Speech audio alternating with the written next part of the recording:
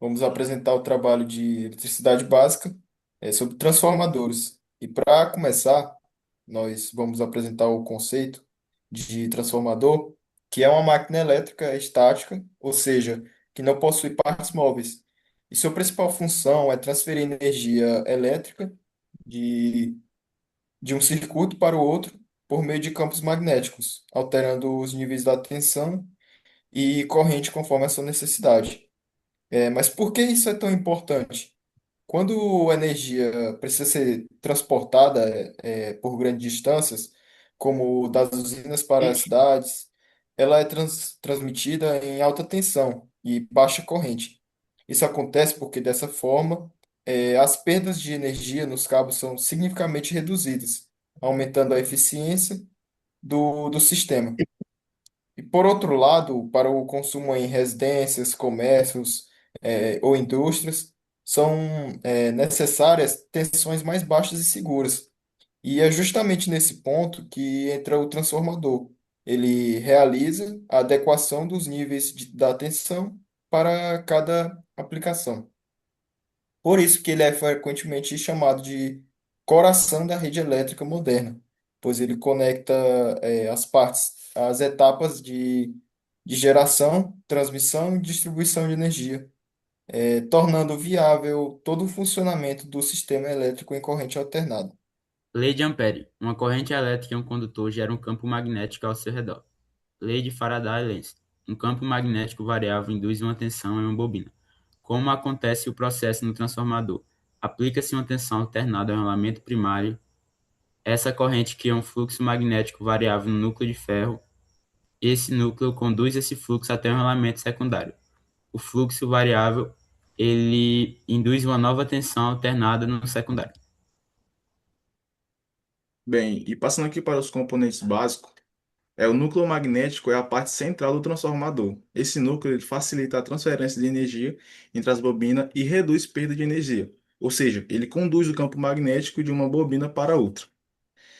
Aqui a gente vai ter a bobina primária, ou o enrolamento primário. Ela é a bobina ligada à fonte de energia. Quando a corrente alternada passa por ela, é criado um campo magnético ao redor do núcleo. E por último, a gente tem o enrolamento secundário ou bobina secundária, que recebe esse campo magnético e fornece energia para a carga, ou seja, para o equipamento que vai ser alimentado. A matemática do transformador. Essa fórmula, ela mostra como a tensão muda em um transformador. Se o enrolamento secundário tiver mais espiras que o primário, a tensão ela vai aumentar. E chamamos isso de transformador elevador. Se o secundário tiver menos espiras, a tensão diminui. Nesse caso, ele é um transformador abaixador. Então, de forma simples, a quantidade de espiras é o que vai determinar se a tensão vai aumentar ou diminuir. Agora eu vou falar um pouco sobre a classificação quanto ao tipo de construção. Os transformadores eles podem ser classificados quanto à sua construção em dois tipos, que é o tipo núcleo e o tipo envolvido. O tipo núcleo, os enrolamentos eles ficam ao redor das pernas do núcleo, porque é mais simples e eficiente. Já o tipo envolvido, o núcleo envolve apenas os enrolamentos, fazendo com que o fluxo magnético ele se divida em dois caminhos, e esse modelo é muito mais comum em transformadores de pequeno porte, como é aqueles que são encontrados em equipamentos eletrônicos, que ele oferece muito mais proteção aos enrolamentos. As perdas reais. Na prática, nenhum transformador ele é 100% eficiente, porque sempre vai se perder um pouco de energia.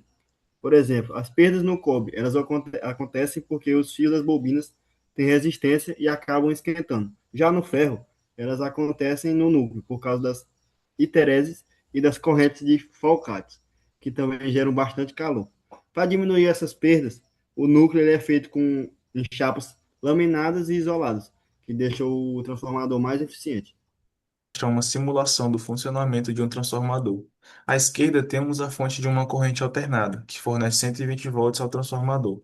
A corrente entra na bobina primária, representada pela bobina laranja, que possui 100 espiras. Quando a corrente alternada passa por essa bobina, ela cria um campo magnético variável. Esse campo magnético percorre o núcleo do ferro localizado no centro transformador, que conduz o fluxo magnético até a bobina do outro lado. No lado direito está a bobina secundária, representada pela cor azul, com 200 espiras. Como o secundário possui o dobro de espiras do primário, a tensão também dobra. E podemos observar também que a corrente que entra é 120 e sai 240. Isso acontece porque em um transformador ideal, quando a tensão aumenta, a corrente diminui na mesma proporção, mantendo praticamente a mesma potência. Essa foi a nossa apresentação e obrigado pela atenção.